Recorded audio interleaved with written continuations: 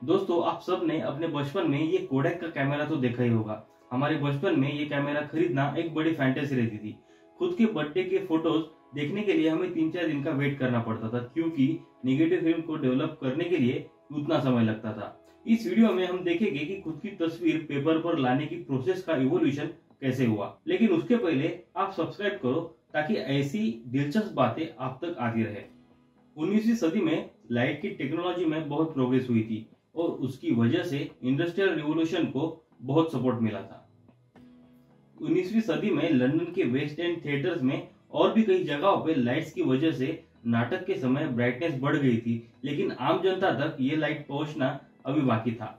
अब कोइंसिडेंस देखिए, 1889 में चार्ली चैपलिन का जन्म हुआ था और इसी साल एडिसन ने सिनेमा की टेक्नोलॉजी ढूंढ के निकाली थी। और इसी टेक्नोलॉजी की वजह से इंग्लैंड के पुअर और खराब हालातों में गुजरने वाला चैपलिन हॉलीवुड में सुपरस्टार बन गया था। आगे चल के चैपलिन कॉमेडी किंग तो बन गया, लेकिन सबसे बड़ी कॉमेडी करी थी एडिसन ने। उसको लगता था कि सिनेमा कौन ही देखने वाला है, ज्यादा से ज्यादा पेटेंट से $150 मिलेंगे, इस ख्याल से एडिसन ने इस टेक्नोलॉजी पर ज्यादा फोकस नहीं किया था। 1928 में साइलेंट फिल्म चलने लगे और बाद में आज जैसे रेगुलर फिल्में।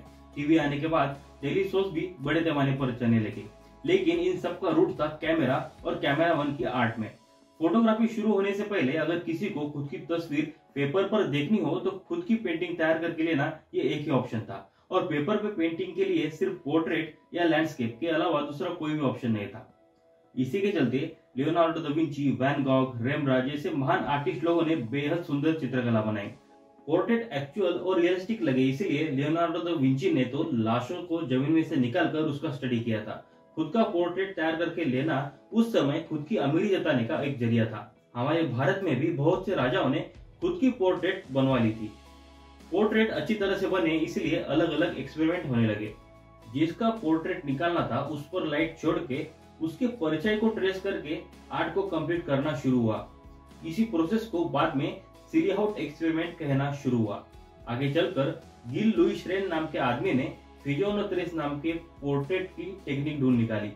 ये लगभग 1786 से 1830 तक अच्छी तरह से चल रहा था। ये मशीन कुछ ऐसे दिखता था। 1824 में फ्रांस के निस पे इस आदमी ने लिथोग्राफी की टेक्निक डेवलप करी और इसी का यूज करके 1826 को दुनिया का पहला फोटो भी निकाला। डैग्यूरे ने इस टेक्निक में बहुत सुधार किया और कुछ इस तरीके का कैमरा उसने तैयार किया था, लेकिन अब तक भी किसी को पेपर पर फोटो को उतारना पॉसिबल नहीं हुआ था। फ्रांस में बेयर्ड और इंग्लैंड में टैलबोट, इन दोनों ने एक ही समय फोटो को पेपर पर लाने की टेक्निक ढूंढ निकाली थी, लेकिन इसका क्रेडिट टैलबोट को ही दिया जाता है। 1833 में William Henry Fox Talbot Italy में अपनी छुट्टी मना रहे थे। लेक कोमो नाम के तालाब के पास बैठकर वो एक पेंटिंग तैयार कर रहे थे, लेकिन वो कुछ उनके हिसाब से अच्छी नहीं बन रही थी। उसी समय उनके दिमाग में एक सवाल आया कि कैसा होगा अगर ये आगे का सीन कागज पर वैसे के वैसा हम प्रिंट कर सके। उनके दिमाग में ये सवाल आने के बाद उन्होंने दिन रात मेहनत करके कैमरा तैयार किया और उसी से फोटोग्राफी का जन्म हुआ। ये उन्होंने तैयार की हुई कैमरा की तस्वीर है। 1844 में the pencil of the nature इस नाम से उन्होंने खींची हुई तस्वीरें पब्लिश कर दी। तब किसी को इस चीज पर भरोसा नहीं हो रहा था कि ऐसा भी कुछ आर्ट का टाइप होता है। ये उस किताब की कुछ तस्वीरें हैं। उन्होंने कैरोटाइप टेक्निक का पेटेंट भी निकाल लिया था। अब यहाँ तक फोटोग्राफी को पेपर पर लाना पॉसिबल हुआ था, लेकिन वो बहुत मुश्किल और हेक्टिक काम था। इस प्रोसेस में बहुत सारे केमिकल्स के साथ 2-2 दिन तक काम करना पड़ता था। उस जमाने के सारे फोटोग्राफर्स को यही लगता था कि कुछ भी होकर ये 2-2 दिन की प्रोसेस कुछ घंटों तक आ जाए।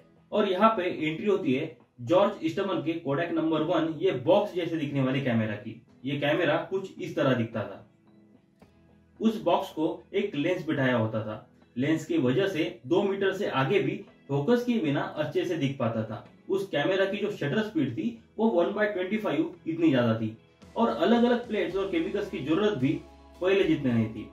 कैमरा के अंदर एक रोल रहता था जिसमें 100 फोटो निकाले जा सकते थे। इस सब सेटअप के लिए फोटोग्राफर्स को सिर्फ $20 चार्ज किए जाते थे। सब फोटो निकालने के बाद और $8 देके वो कैमरा कोडैक को रिटर्न देना पड़ता था। कोडैक फिर उस रोल को डेवलप करता था और फोटो पेपर पर प्रिंट करके देता था। साथ में रोल से लोड किया कैमरा फोटोग्राफर को वापस मिलता था।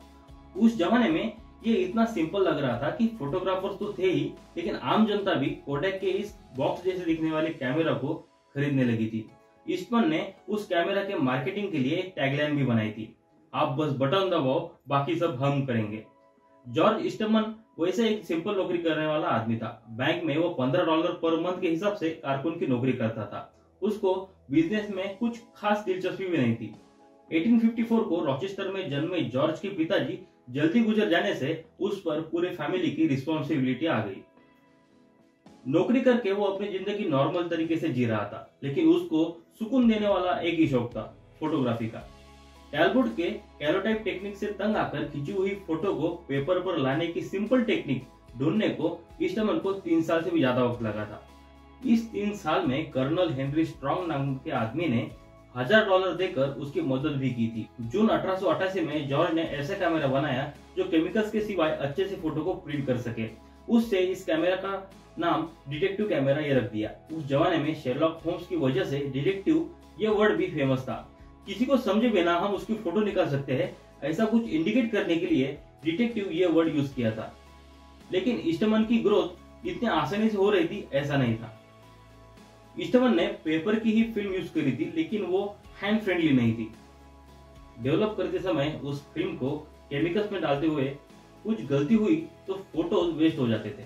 कुछ दिन बाद अमेरिका के गुडविन नाम के आदमी ने सेलुसाइड फिल्म ढूंढ निकाली, तब जाके ये प्रोसेस आसान हुई। लेकिन उसके बाद पेटेंट पर लेके ईस्टमन और गुडविन में बहुत झगड़े हुए थे। गुडविन ये केस हार गया और उसे ईस्टमन को $50 लाख भी देने पड़े।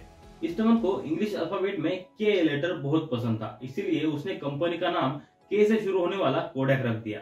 बाद में ईस्टमन ने सस्ते और ड्यूरेबल कैमरा बनाने का लक्ष्य बना लिया। इसमें ही कोडैक के ग्रोथ का सीक्रेट है। वो कोडैक में कंटिन्यूअस इंप्रूवमेंट करते रहता था। बाद में 1896 में बुल्स आई मॉडल निकाला। 1898 में फोल्ड कर सके ऐसा कैमरा निकालकर कोडैक ने मार्केट पर कब्जा कर लिया और बाद में 1900 में ब्राउनी नाम का कैमरा सबसे बेस्ट सेलर मॉडल साबित हुआ था। इसी के साथ एडवर्टाइजिंग करना कोडैक की सक्सेस के पीछे का सबसे बड़ा इंपॉर्टेंट पार्ट था। कोडैक एक घरेलू शब्द बन गया था। लोग कहने लगे कि यदि कोई कैमरा ईस्टमन नहीं है तो वो कोडैक नहीं है। कुछ जगहों पे तो कैमरे का सिनोनिमस वर्ड कोडैक बन गया था। उस जमाने में ईस्टमन ने न्यूज़पेपर में फुल पेज भरकर कोडैक की एड देना शुरू कर दिया था। ये उस जमाने के एड्स की कुछ तस्वीरें हैं। 1899 में ईस्टमन ने $7.5 लाख सिर्फ एडवर्टाइजिंग पे खर्चे किए थे। इसके बाद ईस्टमन की कोडैक बहुत बड़ी कंपनी हो गई थी। एडिसन के साथ मिलकर सिनेमा के लिए लगने वाली फिल्म भी कोडैक तैयार करने लगा। Rochester university, Eastman school of music, MIT जैसे इंस्टीट्यूट के लिए ईस्टमन ने बहुत डोनेशन भी दिया था। MIT के स्टूडेंट हार्वर्ड एडगर्टन ने हाई स्पीड ऑब्जेक्ट्स का फोटो निकालने की टेक्निक ढूंढ निकाली और इसी के ही बेसिस पर पोलराइड कंपनी ने मार्केट में अपने पैर जमाए। बाद में जापानी कंपनी ने कैमरा का बिजनेस ज्यादा क्वांटिटी में टेक ओवर कर लिया। इसके बाद कोडैक पीछे पड़ने लगा, लेकिन उसके कोर कस्टमर अभी भी कोडैक के ही कैमरा पर भरोसा करते थे।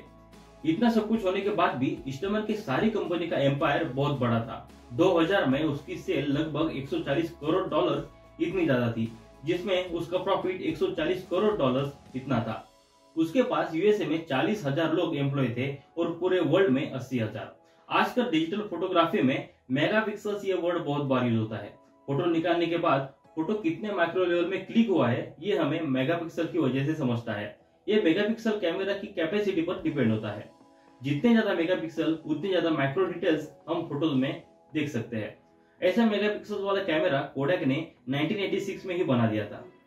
कोडैक का इतना बड़ा एम्पायर खड़ा करने वाला जॉर्ज ईस्टमन एक इंस्पिरेशन रहे थे उस जमाने के इंडस्ट्रियलिस्ट के लिए।